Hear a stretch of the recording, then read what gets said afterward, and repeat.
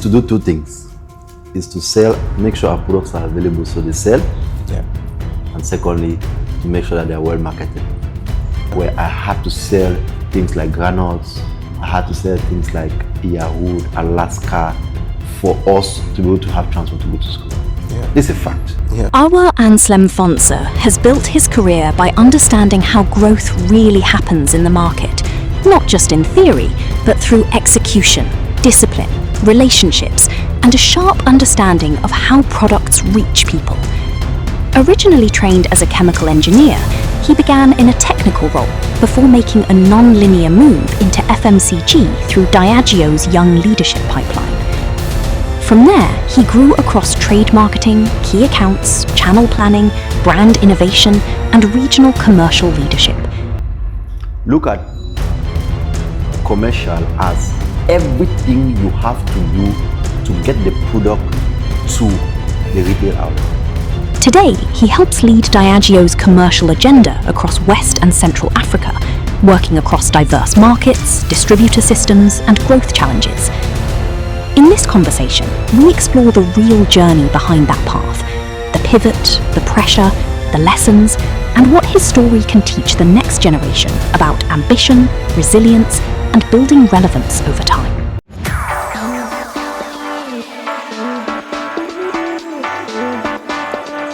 Thank you so much for doing this with us.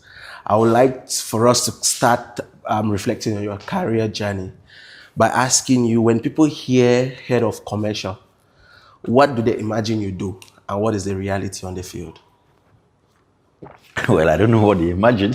I don't know what they imagine, but I know it's to do two things. It's to sell, make sure our products are available so they sell. Yeah. And secondly, to make sure that they're well marketed. In simple terms, right? Yeah. For them to be available for our partners, because this is a model which we run through partners. Yeah. I manage about 60 markets for Diageo in West Africa, some in West and Central Africa. Yeah. So for us to be able to sell in those markets, we use partners, go through third parties which are partners, and we need to ensure that those partners order those products, of course, from Scotland, because we scale alcohol. Yeah. Spirits mostly produced from Scotland. Yeah. So they need to import them, make them available at the right price so we can be able to sell. And then we also, from our end, need to also do marketing to ensure that those who have to purchase the products are aware about the products. Yeah. So in simple terms, sell and market. So what season in your career do you think you're right now? Are you at the building stage, at the stretching stage? Are you consolidating, or are you reinventing yourself? No. Hey, I'm at the stretching stage. Okay. Like you can say, like what we normally say, mid-senior level. Okay. Yeah, I'm at a certain stage. So I'm at a stage where I think the basics we were lucky at the time. We had Guinness Cameroon, good foundations from great guys who have been our line managers, who have been ahead of us. Guinness had a good effectiveness, sales effectiveness agenda by the then Anita and everybody. We got a great foundation. Yeah. We knew what we're doing. Yeah. Now we're at the stage where we are becoming the future leaders. I came to Diageo as a young graduate, and I'm on that path, whether in Guinness Cameroon, whether in Diageo or wherever, I'm going up to become a senior leader. Yeah. And you mentioned coming to Diageo as a young graduate. So let's go right to the start. You are a trained chemical engineer. You're now a commercial leader. Those two fields, when you look at it from the start, you don't see them meeting at any point. So how did that become a path from a chemical engineer to commercial sales or marketing? So graduate program was actually the turning point. Okay. Because like you know, in the graduate program, we do rotations. I started in trade marketing, later on went to marketing. You have to do finance, you have to do field sales, then go to engineering, all of that. So after doing all of that, the company decides to train you as per what you want. So at the end of that training, or doing the training, it took me just 1 year, 1.5 to realize that I will work better with people. You know, generally in life, there are three things you can work with. You can either work with equipment, which is being in engineering, or in supply chain logistics, Yeah. or you can work in data, which is most of the finance guys and all of that, or you work with people. I realized that I'm very good and I like working with people. Yeah. So sales and marketing was more or less what I thought I want to do in the next 10, 15, 20 years. Yeah. So I'm talking about a decision which I took exactly like 10 or 11 years ago. And I'm still very happy that I took that decision. I think one of the best decisions I took in my life. I'm still very happy. And of course, the engineering background helped me being analytical, understanding fast, mathematics, all of that. It really helped me in my journey now, which is still helping me, right? And I've never regretted. Yeah. It is what it is. But And I'm happy you said you've not regretted, because I wanted to ask about that. But just for our audience, a graduate program is a management training program that most companies, especially multinationals, run, where they do recruit fresh graduates from the universities and give them real life job experience. But just bringing back to you, Awah, assuming Diageo, you never fell on a Diageo management program, right? And you were to start your career fresh from school in a company, would you have chosen this commercial? Because from what you explained, your path was shaped early by the company you joined. So without joining the management program, would you have continued as a chemical engineer, or do you still think you will still, be in commercial sales? so one very key thing that made me to make that shift, of course, it was not easy. It's a difficult thing. And I had mentors at the time, and it was actually mentors who helped me make that finally. One key thing that made me make that shift was I knew that in 10, 15, 20 years, I wanted to become an entrepreneur. That was clear that I want to become an entrepreneur. But I was not sure also what path to take to become an entrepreneur. I was not sure if engineering would be the right path or marketing and sales would be the right path. Of course, from any of them you can be. But one thing was sure, I was obviously at one time going to transition to be managing, because I'm not a guy, like I said, I'm not good in equipment to be in an equipment environment all my time. So I was always going to make that transition. So coming back to your question, what Guinness or what Diageo helped me to do is helped me make the transition faster. I just did it faster. No matter what I would have done, I think in some time in life I would have changed. I see. Yeah.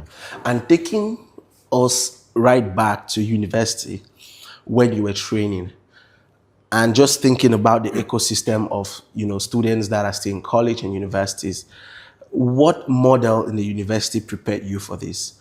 Or did you just did your university study and just hoping at the end of the day you'll find yourself managing people as you had wished for? So I think for me, talking about management and talking about entrepreneurship is more of it's a childhood stuff. I think I grew up with it. Okay. And I think also when I was in secondary school and even in university, it just emanated. Yeah. Right? And the university also helped to form me. So why do I say it's a childhood stuff? Childhood because from small, I come from an average background. I will not say a poor African background. I come from an average background. Okay. Where I had to sell things like granules. I had to sell things like Yahoo, Alaska, for us to be able to have transport to go to school. Yeah. This is a fact. Yeah. Yeah. I come from that type of background. So I started selling at a very young age. A very young age. So I was selling on the road. Yeah. So I know what it means to hawk on the road. So from then I got on the entrepreneurial mindset long. Yeah. And when I came through college, I came now to the university, I always found myself in belonging to the Student Government Association, into the Cal University. They were always helping us to promulgate ideas around entrepreneurship, making us understand that it's not all about job, it's all about creating employment and all of that. And emanating from down where I always started selling, understanding how money works. Yeah. So it was easy for me to just continue doing it. Okay. And now just bringing us from that memory lane, right? When you look into your career, you've worked across trade marketing, key account management, channel planning, innovations, and regional sales team management. Which of these roles really taught you the most about how the market really works? So I think that in the career where I am, all the roles were important. Really important. Though the key foundations, I would say, were more significant. Channel management, key accounts management, field sales, those things enable you to listen to the most important person for whom we work with every blessed day of our life. And that is the consumer, the shopper, and the customer. So those roles help me to connect with them, understand the culture in Africa, understand how people think, understand their taste and everything. It helped me from ground base to really understand the job of sales and marketing. So by the time I was climbing up the ladder and learning trade marketing, learning marketing, innovations, and now a regional manager, I had a solid base, like a very sound, solid base, that if somebody from down tells me about a particular worry from a particular customer, I can pick it up in less than 2 minutes. By the time you start explaining, I can be able to give a response. I can be able to appreciate or not appreciate. I can be able to challenge and all of that. So I think that foundation was very, very significant, right? But now, after we transitioned from an IMC system where we're in market like Guinness, Cameroon, and now I'm a regional sales manager. When I transitioned to Central Africa, presently I work for West Africa, right? Yeah. So when I transferred now to Central Africa, it now became a different ball game. Because now we're talking about international trade. We're not only talking about in-country trade. We're talking now about international trade. And that was another level of the game. But the ground, whether you import, whether you export, the key thing is you want to sell it to shoppers and consumers. Yeah. So I always go back to that base which I had in channel management, field sales. I always go back to there. Talking about partners and distributors, is there something like a bad partner? And this is a very nuanced question because your work is sitting at an intersection of brands, partners or distributors, as you mentioned, customers, and also field sales team. Do you have, any acronym of what a bad partner looks like? And also what separates a healthy partner relationship from a dangerous or bad one? So I'll tell you that there's no good, there's no bad partner. Actually, there is no good, there's no bad partner. It just depends on what you want to drive across for the market. So, for example, like presently, we have different type of partners. We have partners who are brand agents. We have exclusive partners. We have in-exclusive partners, right? We also have in-market traders, right? So these are different type of partners. But you have different partners at different stage of your business. I'm going to give you an example. Okay. So imagine 1995 or 1990. Yeah. You wanted to sell whiskey in Africa. Yeah. Who knew what was called whiskey in Africa? Right? Nobody knew what was called whiskey in Africa. Yeah. So it was easy to just have someone who knows West Africa. And most of the time, people will understand West Africa maybe is one country or maybe just two if they don't do their homework. Yeah. So it was just easy to have a brand agent, what we call brand agents, who will help you introduce your brands to new partners in different markets in West Africa. Yeah. Introduce the brands, make sure that those guys import the brands, teach them how to sell it, teach them how to explain what is called whiskey, because what people knew was their local stuff. Acronyms, Yeah. Teach them all of that. Yeah. So the capability you want from such a partner, very different from a capability of another partner who is in country, covers a particular zone in that country, and want him to distribute your products in that zone of that country. Got you. And because there are a lot of people in the intersection, sometimes between you and your partners, like field sales team, how do you drive that level of consistent commercial standards across those chain of people? Okay, cool. So we have what we call a performance management framework. Okay. And those performance management frameworks, it starts from the people. It has to do with the rhythms of performance. We have regular meetings and regular reports that we have on a monthly or weekly or monthly basis that need to come in for us to sense check what is happening with distribution. We have different distribution layers to check, numeric distribution, weighted distribution. Those are technical terms, right?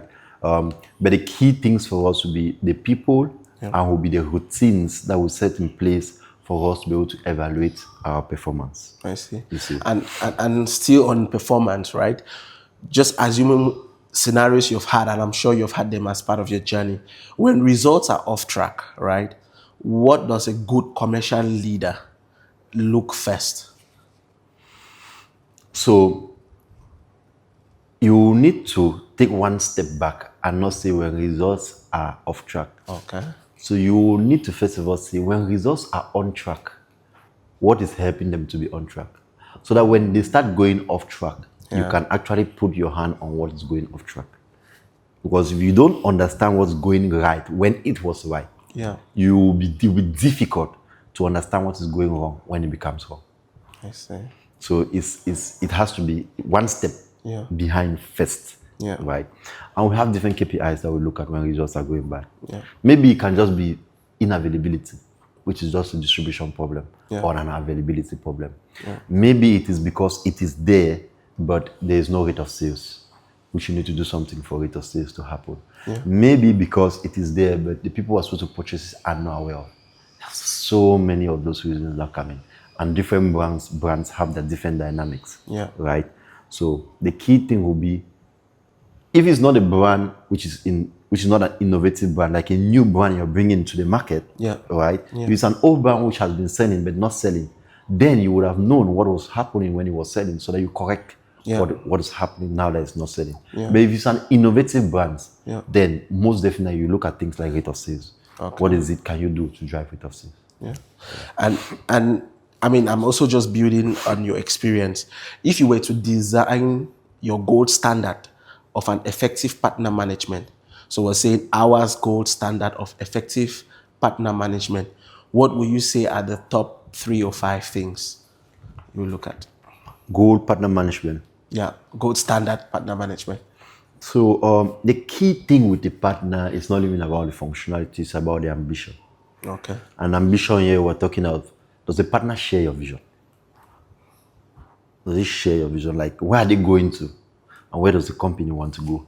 So it's always, one of the first thing that we want to understand is, what is it? What does, because at the end of the day, all of us want money. We all want profit. Yeah. We're coming for profit, he's also coming for profit. Yeah. But what is profit for him? What is success? What is the success picture for profit for him? Does profit for him means having wonderful margins? Okay. Or does profit for him means having small margins but selling more so you can have more? Yeah. You see? So that's just an example. But the key thing is, what is the direction of the partner and what is your direction? Do your directions align? And how your ambitions going forward?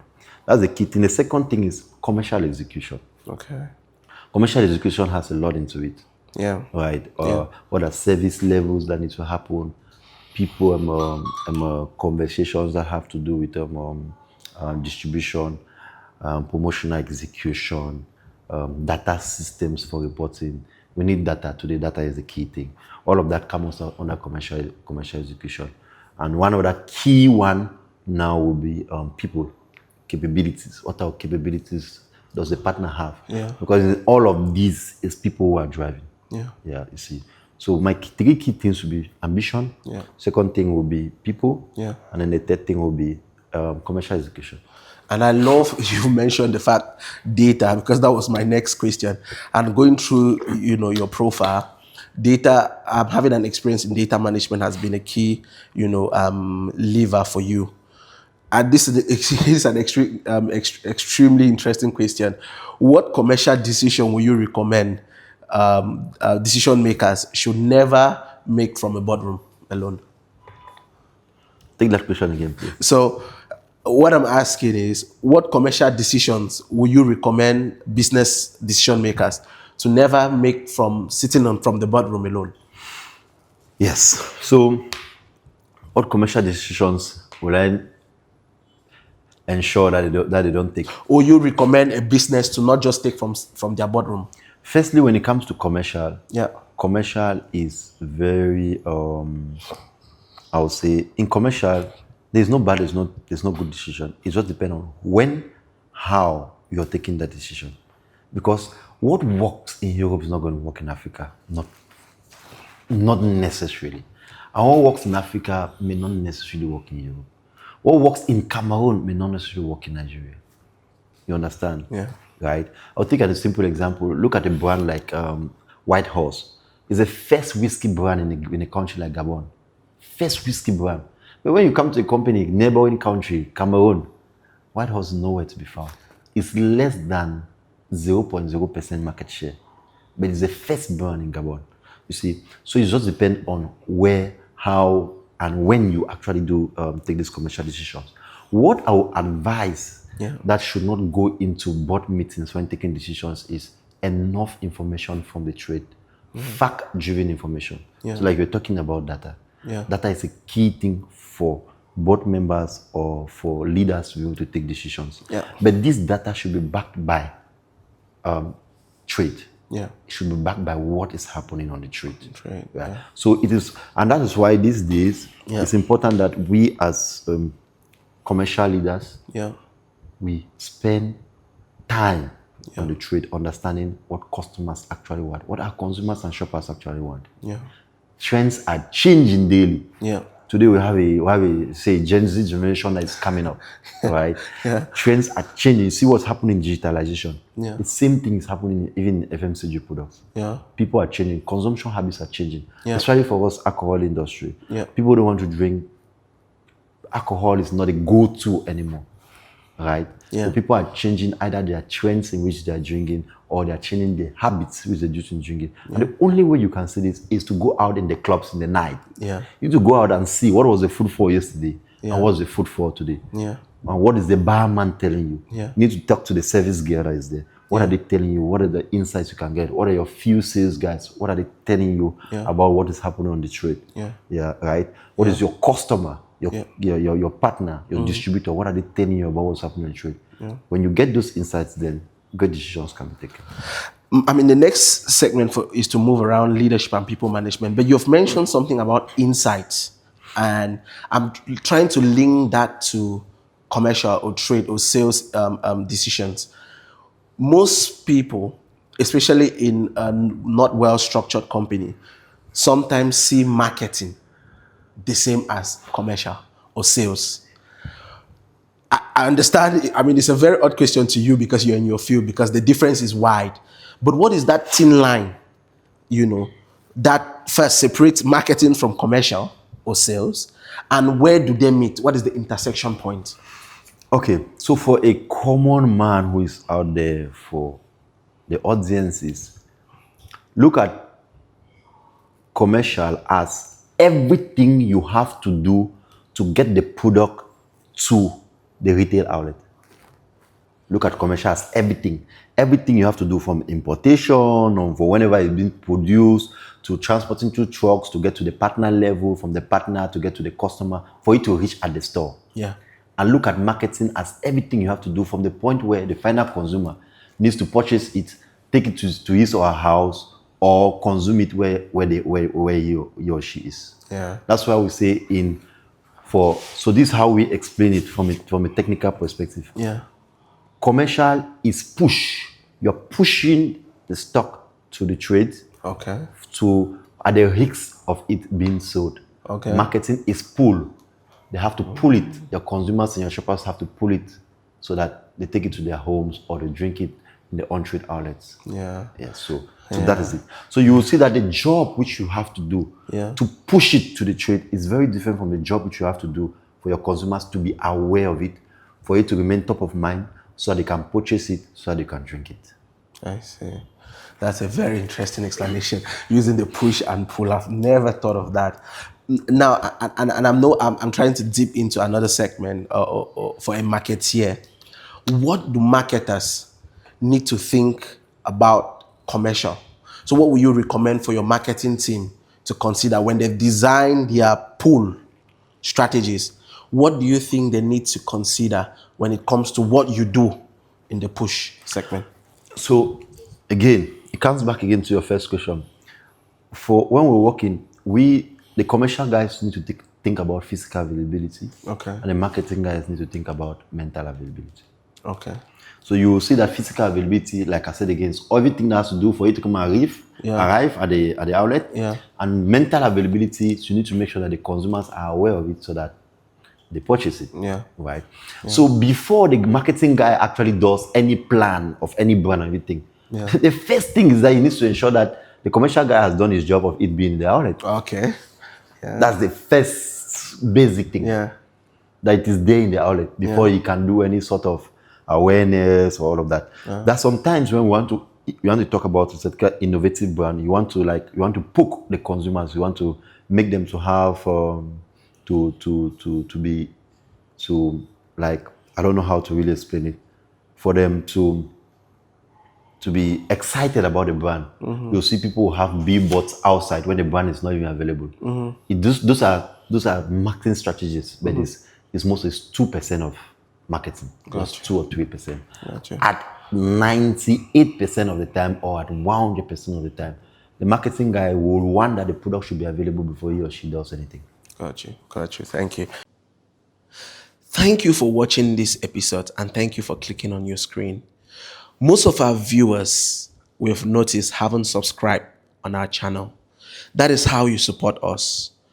We would like for you to click on the subscribe button. Happy if you can like and share this to your network. We want a lot of people to be able to learn from these experiences that we bring to you.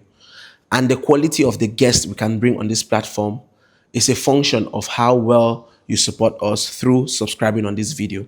So please, if you can take a second before we move back into the episode to click on the subscribe button, it will mean a lot to me and it will mean a lot to our channel. Now, let's go back into the video. All right, let me go to your leadership and people management style. How has your leadership style changed as your responsibilities has grown? Okay, so in the early years, I used to have 7 leadership style. Okay. Right? Yeah. But as time has moved on, I changed and evolved to a transformational leadership style. Okay. Right? 7 leadership is actually being at the service of humanity, right? Yeah. And even if you take that, 7 leadership style is a leadership style which most of the time it is religious, pastors, priests. Those are the people who really emanate this. Naturally. Yes. So when you bring that to work, it is you serving even your colleagues, making sure that if your colleague asks you something, you know that work is important for your colleague. Yeah. And there's minimum amount of time he or she needs it. Yeah. So you should be able to help the person be better in his or her job. Got you. Right? Even for our consumers, for our customers who are out there. Yeah. You know that your customer needs a particular thing. You should be able, at any time, I always look at my customers as I am there to open a door for them to go through. Because whenever they win incentives, when they do their objective, they win commissions, they smile and you see they are really happy. Yeah. So it's like you're helping them. And 7 leadership came because of me as a person, my own purpose. My purpose is to serve. Yeah. My purpose is to serve. Okay. And service for me is helping people attain their goals, attain whatever achievements they want in life. Yeah. That's how I came out with 7 leadership at the beginning of my career. Yeah. Then later on, I evolved now to transformational leadership, and I started managing people and all of that. Because transformational leadership has 4 things that has to do, right? It is firstly to set a clear vision, what they call intellectual stimulation. Okay. Right? So set a clear vision for the people you're working with and everybody around you to be able to see a clear picture of where they want to go to. Yeah. Right? And then secondly is to be able to make people who are around you to ensure that they can think out of the box, make them to have a free environment, to be able to think, to be able to innovate, to be ingenious.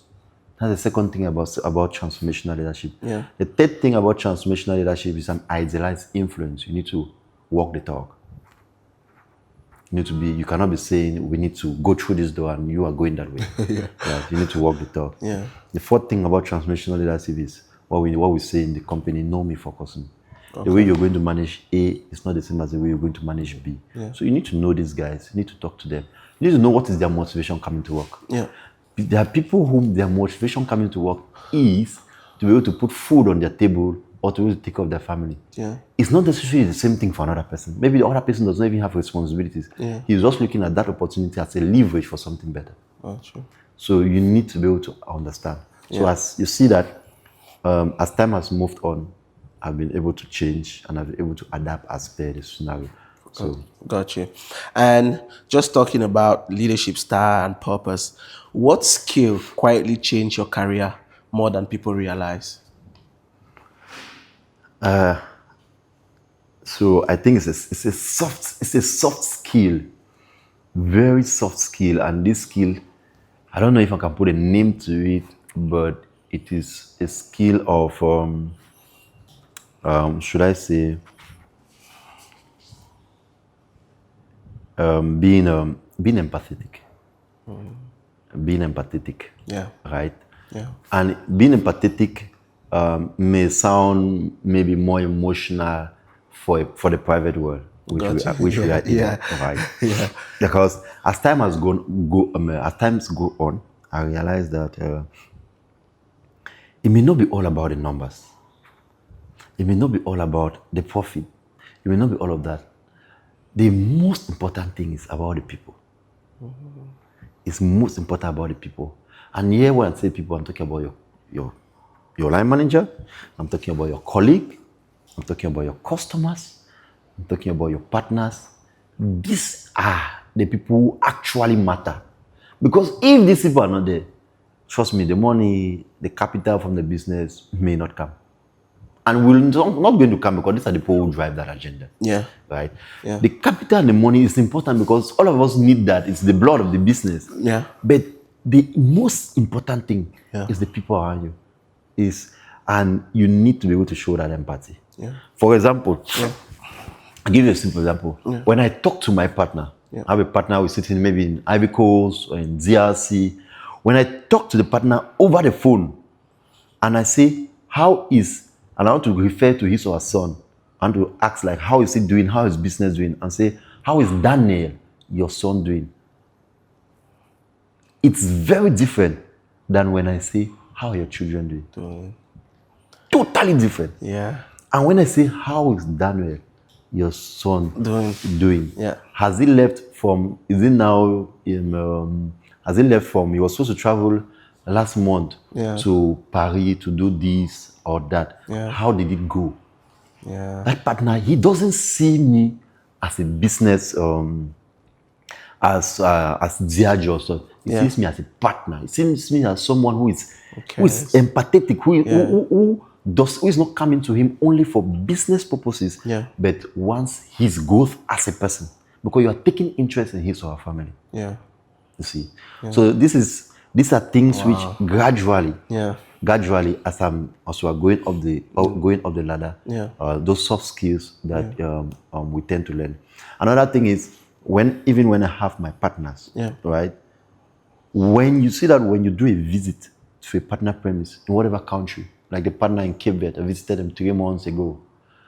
When you go there, you meet the partner physically. It is very different than doing 100 Zoom calls. It's so different. There's a mystery around it, right? Talking to people, understanding people, not only the business aspect, but understanding them as who they are, taking interest in their growth. So I think going forward, this is quite interesting. And just also for our audience, you've mentioned DRC. DRC predominantly is a French-speaking country. Yeah. You're perfectly bilingual, so you speak both French and English. I want to ask you, and talking to us, and also linking to empathy, how important is cultural diversity? Just being very aware of culture across the different regions you work with and people you engage with. How important is that? Cultural diversity is so important, and internally in the company we call it being inclusive. We say we want to be inclusive because we are aware of this cultural diversity. So you will realize that the partners I work with have different descents. I work with Indians, I work with Lebanese, I work with French, I work with Portuguese, I work with Spanish, I work with locals from each country, and locals have the different. So you see that I take interest in the different festivities that happen. I know when Indians have the Delai, they have their festivities. And I know that I have to send them a message to say, congratulations or to just wish them well during their festivities, right? I know when you have the Lebanese holidays. Yeah. I know of those holidays. Yeah. And I tend to be able to be, sometimes I even partake in some of their celebrations which they do. Yeah. So this coming back to being culturally diverse and being inclusive and being empathetic, because all of is also part of that. Yeah. It's so important. Yeah. Yeah. Like if you go to Cote d'Ivoire, like if you work with someone in Cote d'Ivoire, you should be able to, when you say Akwaba, everybody knows that. Yeah, Akwaba means welcome. Yeah. Right? Yeah. Yeah. So those basic things, you need to be able to relate with them. It makes a difference. I see. And when you think about your legacy now as a commercial leader, what legacy do you want to leave behind? I know you mentioned you're still in your stretching phase, so the journey, you're still journeying towards, your goal. But if you look behind, you've gone through a whole lot, of distance as part of your career growth. So when you reflect about your legacy as a commercial leader, what do you want to leave behind? My legacies will have more to do about my purpose. We'll come back to my purpose, like I said. My purpose is to serve, right? Yeah. Serving for me means opening doors for people to walk through, helping them to get greater heights, helping their businesses to get the greatest heights which they want, right? So I want every partner which I've worked with after 3, after 4, after 5 years to be able to say, this guy helped me to uncover 1, 2, 3. And when I'll be able to see this guy up someday, sometime in life, I should tell him thank you. Wow. And they should be able to smile with me wherever they see. Yeah. Right. Yeah. And we're in business, sometimes you have to hit your hand too on the table when things are not going right. Yeah. But no matter what, someone somewhere should realize that you hitting your hand on the table was for a just cost. And you needed to do it because it was necessary to do it. Yeah. And it had to help him to move to the next level. Yeah. Right. Yeah. And just linking this back to around mentorship, holding hands or of younger professionals, right? What do ambitious young professionals misunderstand about how career actually grows? It's key. The key thing is fast growth. Okay. People want fast growth. And that's the generation today. Right? And you can also blame them because today we are millennials. I'm a millennial. Yeah. So I come from the millennial generation, and we know that it has to be a gradual journey to get there. Yeah. But with the generation today, the Gen Z generation, actually life has given them, it's more fast with them. Yeah. Technology, you can talk to somebody in China, so it's more faster, right? But when it comes to career, it has to be a linear growth. I see. Sometimes it is better to even make a parallel move to another role than to make a lateral move. Okay. Yeah. So for example, you asked me earlier on about my the different roles which I've had. Yeah. At a particular time in my career, when I was still at the beginning stages, I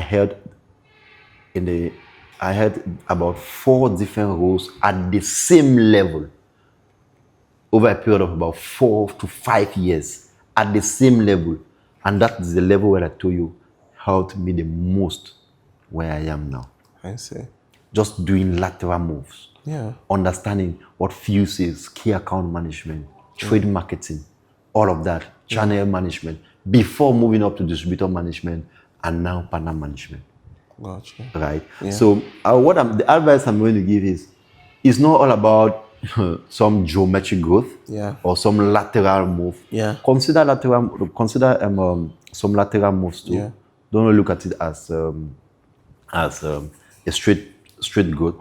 Consider some lateral moves to other roles. Yeah. You can be managing, for example, I'll give you another example. I was managing Central Africa. I decided that I want to move to West Africa. It's a lateral move. Yeah. There was no increase in any salary.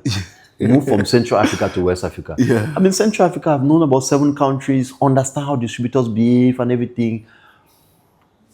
Did good performance there. I decided, okay, it's time. I go to West Africa to go and develop. Yeah. And after West Africa, who knows? I'm thinking about East Africa. Gotcha. Right? So it is not always all the time up. It can also be lateral. Down. And just continuing on that, about, just holding. Yeah, and still around, holding hands and bringing, younger people towards your journey. What habit or discipline gave you the biggest long-term urge? What habits of discipline? Or discipline, what personal habits, or discipline gave you that urge? I think it is getting out of your comfort zone. One of the greatest move which I had, again, around lateral move, was, at the time I was still working for Cameroon only, is to leave the littoral region and go and work in the West region. So, you see your reaction, right? You see your reaction, right? Yes. Leaving trust me, personally, I didn't want to do it. Yeah. But again, talking to mentors, talking to people who coach you, Yeah. talking to people who want your interests. They told me to move. It's necessary if I want to grow. Yeah. And I was going for a lateral move. Yeah. Right? So, as a commercial person, it's always great to move, to leave your comfort zone. Yeah. Always have to leave your comfort zone because we're always on the move. Every month, I always travel. In every month, very well. It's like I spend 1 week or 2 weeks out of where I am. That means leaving your comfort zone. I see. We'll now move into our last segment of the show, which is career reality check segment. And in this, I want you to give me the fastest answer that comes to your mind and what just comes top to mind. Okay? Yes. My first will be what I used to becoming. What I used to becoming as Awah. An MD. Okay. An MD of an FMCG company. Do you think, and just building on that, do you think being a commercial person is a very important skill to become an MD? It's not a very important. It is the most important. Okay. It's the most important. You look at, rate 100 MDs in the world, and you will see what the skills most of the time which they possess. For different industries or different companies, it might be different, but I think that it is. Okay, this is my personal perspective. Yeah. I think it's very significant. And when I say an MD, an MD can also be for my own company. Yeah. It might not be so not necessarily be for a multinational. Got you. Yeah. Got you. And if your younger self could see the life you have built, what do you think would surprise him the most? Where I am, and at this time. Yeah. Wow. What part of your success costs you more than people realize? Like empathy. Okay. I am someone who likes to do things fast. Like I understand fast and I want to go fast. Yeah. But what is the need of going fast if your colleagues with which you have to go don't understand? If the people whom you work with have not gotten it. So you need to take everybody. You need to work as a team. You need to take everybody on the journey. You need to go on the journey with people. I see. And trust me, for me to have embedded that, it has taken me time. Yeah. It has a lot to do with patience. It has a lot to do with teamwork. It has a lot to do with collaboration. And I'm still on that journey. I see. What truth about growth do people usually learn too late?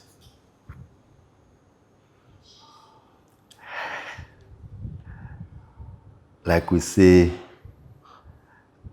again, about growth which people learn late is that there are prices to be paid, right? Yeah. And some of that price is that it takes time. I see. It comes with time. Yeah. When this interview ends, what is the one thing you hope a young person takes away from your story? Dynamism. You want to now speak to the person. Yes. Yes. Dynamic. You have to be dynamic, especially if you're in Africa. Yeah. You have to look at your environment, look at what you have studied in school, look at where you're going to, and tell yourself, I need to be dynamic. Yeah. Look at, I did engineering. Today I find myself as a sales and marketing professional. Tomorrow I say I want to be an entrepreneur. So at times, as days go by and the time passes, you have to be dynamic. And for you to be dynamic, you need to leave your comfort zone. You need to leave your comfort zone. They say you don't necessarily need to work hard. You also have to work smart. Yeah. But I would say you have to do both. So you're working hard, you also have to work smart. and try as much as possible to be dynamic. The world today is a very fast-moving world. You just have to be dynamic if you have to get to the top. I see. I had one last question to ask you, but something just came to mind. Do you think AI has any space in commercial? Yes, very much. Okay. Because commercial today, we use a lot of data. Okay. One of the first skill of a commercial guy today is to be good hands-on with data. Okay. And of course, AI plays a role. plays a good role with data. Yeah. And to close, who do you want us to speak to next? Whose career story needs to be shared? Talk to Lawrence Yiboh. He's an expert when it comes to, I'm a fan and I'm an expert in partner management, third-party partner management, having your brand in 100 different countries through third parties, managing effectively sales and marketing to make sure that you leverage on it. So it's someone whom I looked forward to, which I talked to so much. He's a director for beer, Diageo beer for Francophone Africa. Yeah. So I think he's someone whom And I would like to hear from. From now, I know him and I have a relationship. Hopefully, we can get him on the show. Awah, thank you so much. It's been an amazing conversation. I like to do this again. I appreciate it. And I'm hopeful you'll come back to this seat. No doubt. Thank you so much. Thank you. And that is Career Realities with Marius.